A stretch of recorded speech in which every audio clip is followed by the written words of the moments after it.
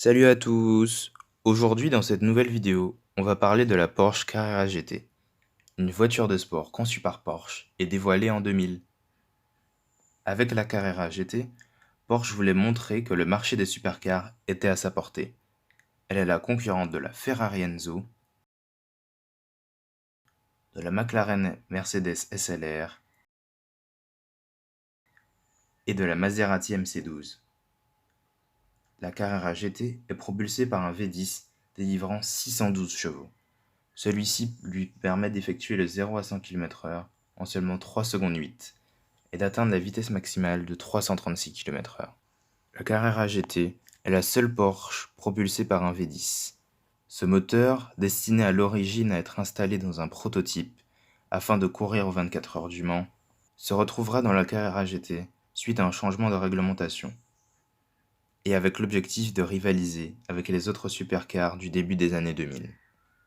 La Carrera GT ne sera proposée qu'avec une boîte manuelle à 6 rapports.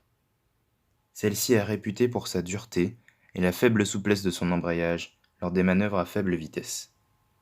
La Carrera GT bénéficie d'une bonne répartition des masses. En effet, en optant pour un embrayage monodisque en carbone, Porsche a pu abaisser le centre de gravité de la voiture, en plaçant le V10 le plus près du sol possible. Elle est également équipée d'un aileron qui se déploie à partir de 100 km/h. L'emplacement du levier de vitesse sur la Carrera GT est inhabituel, car celui-ci se trouve très près du volant. La Carrera GT est l'une des premières Porsche équipées du système de freinage en carbone céramique. Celui-ci est plus endurant et efficace que les disques en acier. Il est également 2 fois plus léger. L'habitacle de la Carrera GT mixe matériaux synthétiques et fibres de carbone, une première mondiale sur une voiture de série. La Carrera GT peut également enlever son toit. Celui-ci peut se ranger dans le coffre avant. Elle peut s'apparenter comme l'une des meilleures supercars des débuts des années 2000. Car en effet, c'est une propulsion, avec un V10 qui monte très haut dans les tours, plus de 8000 tours minute, et avec une boîte manuelle issue de la compétition.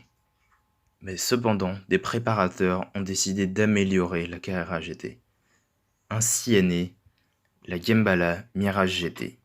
Celle-ci produit plus de 700 chevaux et est équipée de pièces spécifiques, comme un aileron en carbone et une entrée d'air alimentant le moteur située juste derrière les passagers.